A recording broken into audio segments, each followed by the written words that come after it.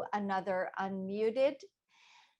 I have to tell you, it seems like some things never change. And 235 years ago, America's founders endorsed a true revolutionary concept, and it was we the people, with a capital P, having the power and controlling the government, not a monarch, not a king, but the people. In the years since the Constitution's signing, leftist political movements have started to wage a war against it. A Washington Post columnist called the partisan court packing after the decision in Dobbs versus Jackson Women's Health Organization. One leftist group even went so far as to call the Constitution kind of trash, and I'm quoting them. The president himself has used executive orders and a massive regulatory state to silence the people and their representatives in Congress. So here to discuss the Constitution and our democratic republic form of government is former U.S. Attorney General Alberto Gonzales. I am so delighted to have you with us. Welcome to Unmuted. Thank you, Senator, for having me. I think this is a very important topic and very timely. And obviously, our country, I think today, most people would say, we're going through some tough times. Our country has gone through tough times before. Obviously, not near as tough as it was during the Civil War. Maybe not even as tough as it was during Vietnam and the assassinations that we saw with both the Kennedy brothers and Martin Luther King. But nonetheless, it is a difficult time. And I think some people are wondering whether or not our Constitution is the right framework to deal with it. And, you know, I find it so interesting that 235 years later, there are people that are finding it still controversial that the people should be in charge of their government. Why do you think that is so?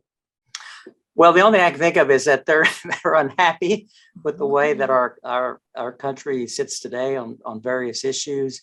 It's not really the Constitution, the words of the Constitution that make it unique. Obviously, Nazi Germany had a constitution. Bolshevist Russia had a constitution. Communist Cuba has a constitution.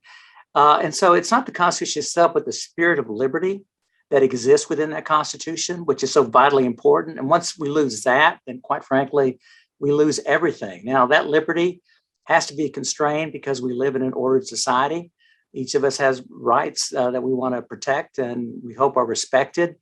And so there are rules that are set out in that Constitution. It's a very relatively brief document, but it is one that is very important to our way of living. And it is, as I understand it, probably the longest governing document continuously in existence today around the world. So it's a very important document. And I think it's evidence of the wisdom of our founding fathers in terms of setting up this structure of government, which of course invites disagreement. But nonetheless, we all have to get along and come together because at the end of the day, we're all Americans, we share values. And this is, I think, what our framing fathers envisioned is that while we would have discourse, that discourse would be civil. And at the end of the day, we would come together as Americans in order to do what's right for America. And it is so important to have that civil discourse.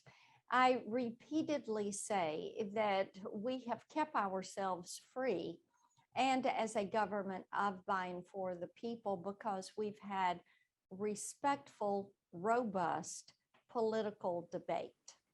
And then people decide where they are on an issue and representatives, and then they vote. And I find that to be so vital. And I think that the founders were so wise when they expressed that intent of protecting the people from an overbearing government. And by creating the different branches of government. And I think it's unsettling to people to see executive orders used in order to circumvent the legislative branch or to rework what the courts have said. How do you approach that? Well, I used to work in the executive branch when I served as counselor to President George W. Bush. And I think there are times when perhaps executive orders may be appropriate, where it's clear the president does have authority under the Constitution to take certain kinds of action. But I think we all realize that there is less accountability when executive orders are issued. And I think part of the sometimes people want to see more executive orders because they get frustrated about the lack of action within our Congress. So, I can see the arguments for executive orders at times, limited use of them, but also concerns or fears about the overuse of executive orders because there is less accountability. There's no question about that. And I think at the end of the day, the way the system should work is that Congress would do its job, pass necessary legislation, the president would sign or veto, and we move on. I have to ask you this. When you look at the Senate, and of course, we're in a 50-50 Senate right now, one of the things we've heard quite a bit of debate about is the filibuster and whether to keep it or whether to let it go. Removing the filibuster, what impact would that have on the legislative branch? Well, the filibuster, of course, is not a constitutional creation per se. It's a rule imposed by the majority in the Senate as a way of governing themselves. When I was in the executive branch, I sometimes found the filibuster to be frustrating because the president would take some action, but we're waiting on the Senate to do its job, particularly with respect to nominees, judicial nominees or executive branch nominees. So at times I found the use of the filibuster quite frustrating. On the other hand, it has been an important tool in the past in terms of allowing the Senate to sort of wait and debate more fully very controversial pieces of legislation. It helps protect the American people from legislation that may not be very wise. And so, the arguments can be made on both sides with respect to the filibuster. I think to the extent that it remains, I think that it be used sparingly and wisely, but it can be a very important tool to make sure that the branches of our legislative branch isn't passing legislation that may not be in the best interest of the American people. I mentioned in my opening comments about a Washington Post columnist that was upset with the Dobbs decision and called for packing the court.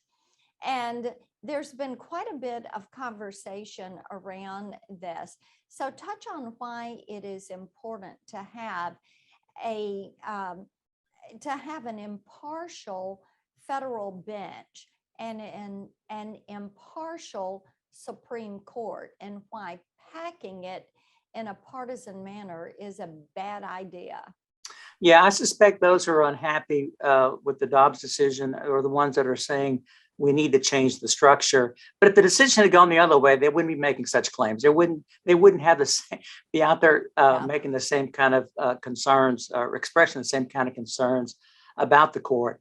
It is important that the court be viewed as non-political, making decisions based upon the words of the Constitution, quite frankly. And I think, obviously the Dobbs decision was very controversial in certain circles. I don't support any structural changes in the court, quite frankly. I think 9 is a good number. It has historically worked very well. Sure, there have been times when the court has issued decisions that were controversial and people made similar claims in the past. But the court has generally, corrected those mistakes. And that's why precedent is sometimes overruled, because the court understands that sometimes they do make mistakes. And so I, quite frankly, I would not support expanding the court.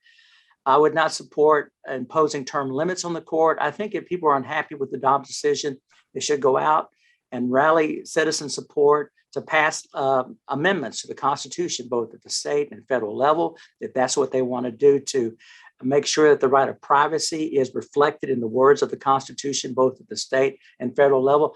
That would be the way that I think that would be best way to address the kinds of issues like abortion, which of course are very personal and, very important, quite frankly.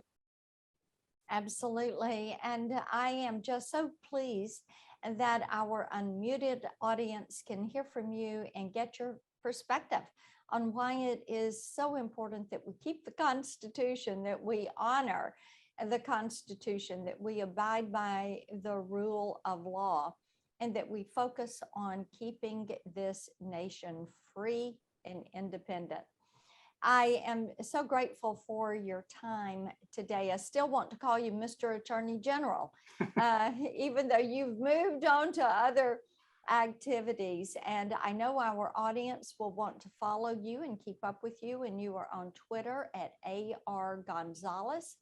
I hope they will do so. And of course, our audience will always find me on social media at Marsha Blackburn. Thank you ever so much for spending a few minutes with us today. Thanks for having me, Senator.